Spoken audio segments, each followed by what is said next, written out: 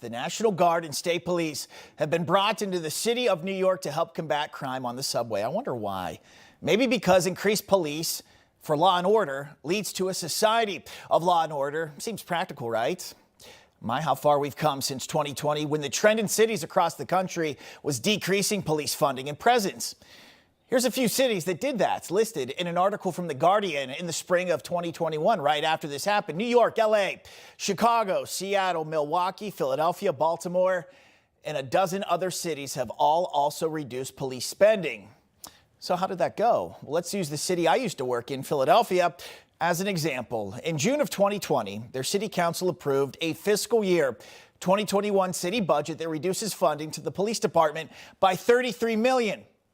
Okay, here's their murder rate during that time period. In 2019, before 2020, there were 353 homicides. In 2020, then it spikes. You see that, 499. In 2021, it's completely out of control, a record 562.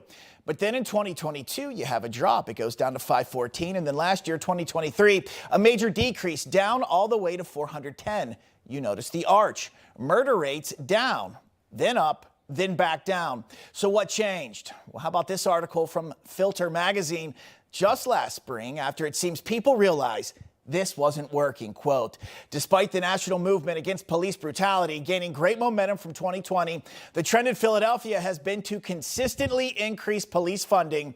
The budget is now $150 million higher than when former Mayor Jim Kenney, took office in 2015. They dumped the trend of defunding the police real quick. And on top of that, the new mayor in Philadelphia campaigned on doing just that. The title of that article, the excerpt we saw from it was, quote, Sherelle Parker wins Philly mayor primary, unquote, fund the police platform. Go figure. Tough on crime works. But that's just an example. I don't want to single out Philadelphia. It's all over the place. We've seen stories being stores ransacked time and time again in San Francisco. In just about every major city, stores have to lock their products behind glass doors because if not, they'll get stolen. Defunding the police, the soft on crime stance, it doesn't work. We've seen that. When criminals hear that rhetoric, they hear opportunity. Case in point, the New York City subway system. So to stop it, Governor Hochul is bringing in the National Guard to fix it. Now imagine this. If the National Guard was brought into cities across the country when this happened, they were being destroyed in the summer of 2020. Maybe that disaster wouldn't have happened.